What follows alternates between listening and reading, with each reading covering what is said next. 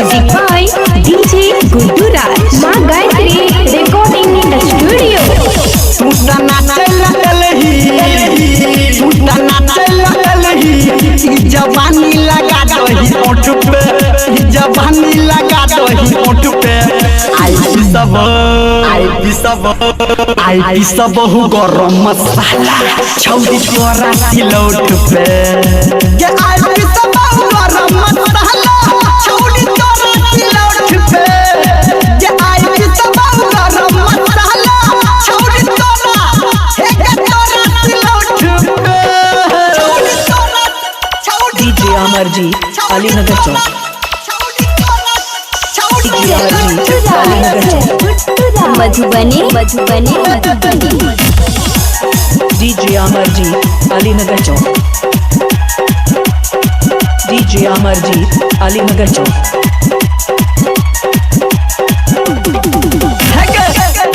पहिले नाच परत तोरा हिंदी गाना पे बैसल छै दरोगा नहीं तन चाही परत के पे चाही परत के गाना पहिले नाच परत तोरा हिंदी गाना पे बैसल छै दरोगा नहीं तन चाही परत के गाना पे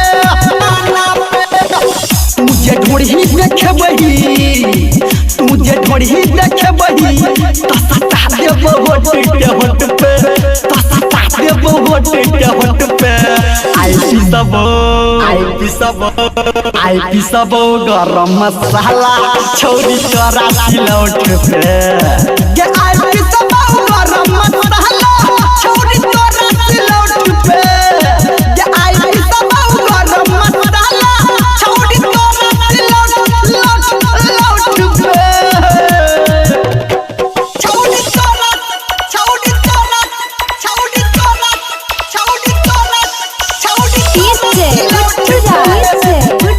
मधुबनी जय मिथिला म्यूजिक अलीनगर की प्रस्तुति। अभी आप सुन रहे हैं जय सावरिया म्यूजिक अलीनगर की प्रस्तुति।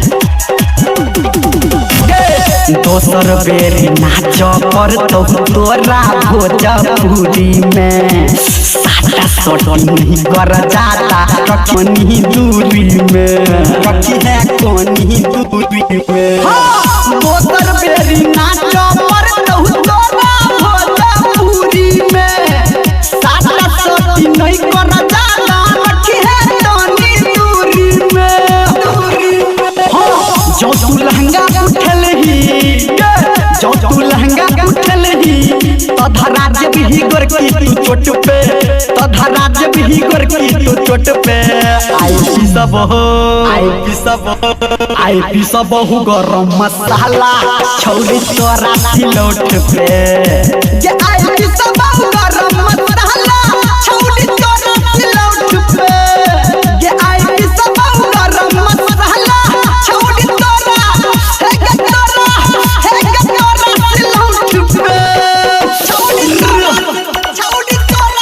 DJ अमरजीत अलीनगर चौक। मधुबनी DJ अमरजीत अलीनगर चौक। DJ अमरजीत अलीनगर चौक। मैथिली गाना छियै हमारा दिसकी ताकै छ लहंगा उठा के छौरी तू खूबे नाचै छ मैथिली गाना छियै हमारा दिसकी ताकै छ लहंगा उठा के छौरी तू खूबे नाचै छ